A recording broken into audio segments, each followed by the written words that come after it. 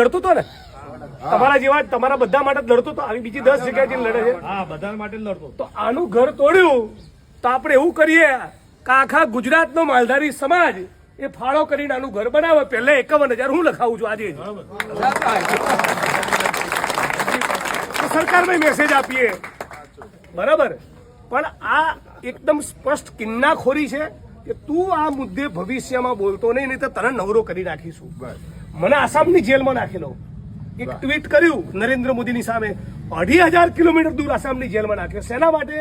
Message આપવા કે ફરી તમે આ બધા આંદોલનો કરશો તો તમને નવરા કરી દઈશું. આ દાદાગીરી તો તોડવી જ પડે, ચાલે જ નહીં. એટલે એને જે ધમ પછાડા મારવા મારે. આપણી બે વાત, બધી જ માગણીઓ લેખિતમાં તમે આપો અને આ તારીખે આટલા વાગે નક્કી કરો તારીખ. આજે શક્ય બને તો આજે તારીખ નક્કી કરીએ, નહીં તો 2 દાડા પછી લાલજીભાઈને તમે બધા કહો ત્યારે ચલો ગાંધીનગરનો કોલ આપો. વિધાનસભાનું સત્ર ચાલુ છે, વિધાનસભા આગળ જઈએ. બોલો ભાઈ, ન્યાય કરે ગુજરાતની સરકાર અમારો. સાચી વાત. મુખ્યમંત્રી કહે છે ને કરવું છે તો આ પણ મને લેખિતમાં તમારે વિધાનસભા આવવાની જરૂર ના પડે એવું કરી આપ.